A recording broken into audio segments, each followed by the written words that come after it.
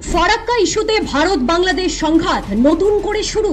পশ্চিমবঙ্গে ক্ষমতা বদলের পরেই বদলে যাচ্ছে সব হিসেব। বাংলাদেশ আবার বলছে গঙ্গার জল চাই, তিস্তার জল চাই, অভিন্ন নদীর ন্যায্য হিস্সা চাই। শুনতে কি নতুন লাগছে? আসলে দাবি নতুন নয়, নতুন হলো এই সময়টা।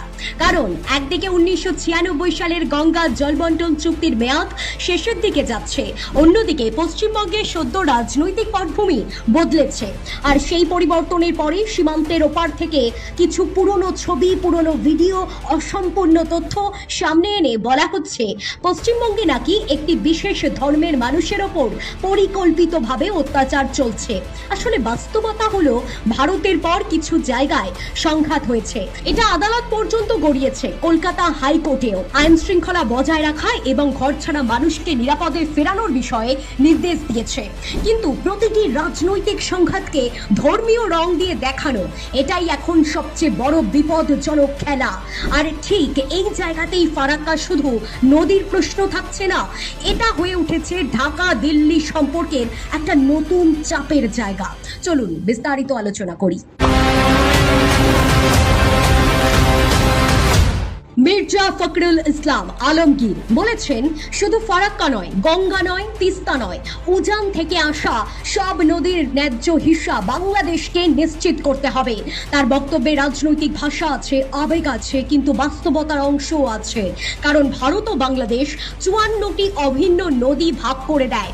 এই নদীগুলো নিয়ে আলোচনা করার জন্য 1972 সালে যৌথ নদী কমিশন গঠিত হয়েছিল। ভারত সরকারি বিবৃতিতেও এই কাঠামোর কথা আছে। আর 1996 সালের 12 ডিসেম্বর সই হওয়া গঙ্গা জলবন্টন চুক্তি 30 বছরের জন্য ছিল, অর্থাৎ 2026 সালের ডিসেম্বরেই সেই চুক্তির মেয়াদ শেষের মুখে। চুক্তি নবায়ন হবে কিনা, পুরনো সূত্রে থাকবে কিনা, নতুন জলবায়ুর বাস্তবতা যোগ হবে কিনা, এই প্রশ্নগুলো এখন খুবই গুরুত্বপূর্ণ। কিন্তু এখানেই আসল গল্পটা।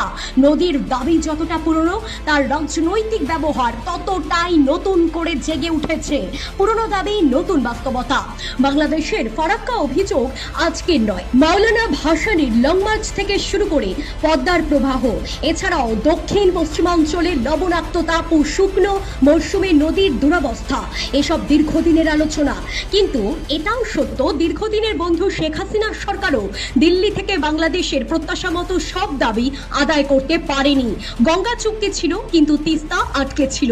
বহু যৌথ নদীর প্রশ্ন আলোচনায় ছিল, কিন্তু সমাধান পুরোপুরি হয়নি। তারপর ইউনূস সরকারের সময় সম্পর্কের উষ্ণতা আরো কমে যায়। কথাবার্তা ছিল, কিন্তু বিশ্বাসের জায়গা শক্ত হয়নি।